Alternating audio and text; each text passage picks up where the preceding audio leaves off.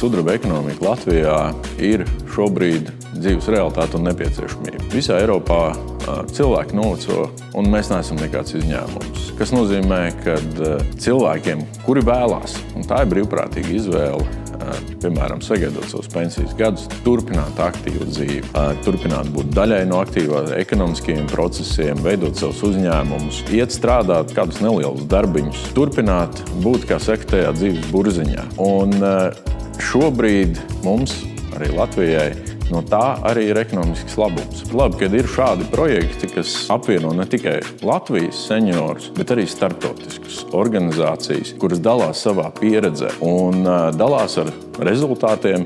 Un, protams, pēc tam nāk pie mums ar priekšlikumiem. Sudraba ekonomika kļūst ar vien nozīmīgāka visā Eiropā un arī Latvijā. Mūsu sabiedrība noveco. Cilvēki dzīvo ilgāk, bet jaunākās paaudzes kļūst mazāk. Tas nozīmē, ka mums ir jādomā, kā nodrošināt, lai cilvēki arī pēc 50 vai 60 gadu vecuma varētu palikt aktīvi darba tirgū, sabiedrībā un uzņēmējdarbībā. Sudraba ekonomika nav tikai par senioriem. Tas ir par iespējām. Tā ietver jaunus pakalpojumus, produktus, darba formas, kas palīdz cilvēkiem dzīvot aktīvu, veselīgu un neatkarīgu dzīvi, pieaugot vecumam. Tajā pašā laikā tas ir arī liels ekonomikas potenciāls uzņēmumiem un inovācijām. No biznesa puses tas nozīmē jaunu tirgu gan produktiem, gan pakalpojumiem, kas ir pielāgoti vecākai sabiedrības daļai. Uzņēmumiem tā ir iespēja attīstīt jaunus risinājumus, piesaistīt pieredzējušus darbiniekus un veidot iekļaujošāku darba vidi. Tieši tāpēc projekts Silver Up ir svarīgs. Tas palīdz reģioniem, politikas veidotājiem, uzņēmumiem un nevalstiskām organizācijām kopā meklēt praktiskus risinājumus. Projekta ietvaros mēs analizējam esošo situāciju, apmaināmies ar labajām praksēm un strādājam pie tā, lai uzlabotu politikas instrumentus un atbalsta mehānismus sudraba ekonomikas attīstībai. Mērķis ir skaidrs – radīt vidi, kur cilvēki var būt aktīvi ilgāk un vienlaikus stiprināt ekonomiku, izmantojot šo potenciālu.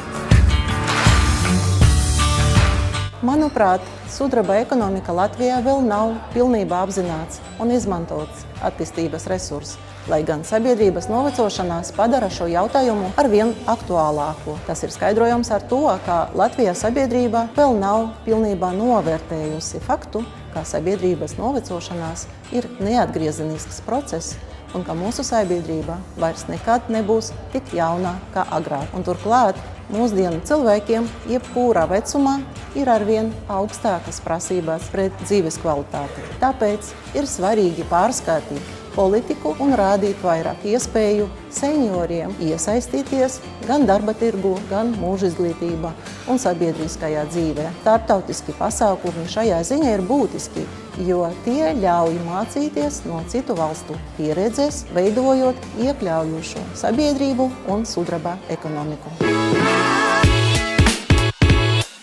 Darbs ar senioriem un sudraba paaudzes iekļaušana ekonomikā ir nozīmīga, un tas patiesībā ir labs pienesums šī brīža izaicinošajos demogrāfiskajos apstākļos. Un mēs kā Rimī to noteikti vairāk saredzam kā iespēju, nevis risku. Un Rimī vienmēr ir bijis dažādībai atvērts uzņēmums.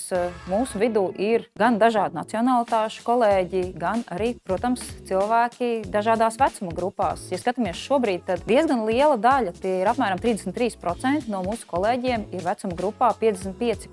Un mums tā ir kā iespēja. Tas ir lielisks pienesums arī kolektīvam, jo šie cilvēki viņus varētu raksturot ar stabilitāti, un, protams, arī ar dzīves pieredzi un dažādu veidu citu pieredzi, kur viņi bieži vien uzņemas arī mentora lomu, nebaidās dot padomus arī kolēģiem, un arī jaunāki kolēģi labprāt vēršas, lai iegūtu šo skatījumu šiem kolēģiem par kaut kādu vienu vai otru darba jautājumu. Tāpēc mēs kā Rimī noteikti to saredzam kā iespēju, un gala rezultātā tas ir arī, protams, pienesums ekonomikai, tas ir vairāk darba rokas, tas ir šis ekonomiskais aspekts, un mums kā darba devējiem arī tas noteikti ir pluss, tāpēc mēs to redzam tikai kā ieguvumu gan mūsu kolēģiem, gan arī Latvijai kopumā.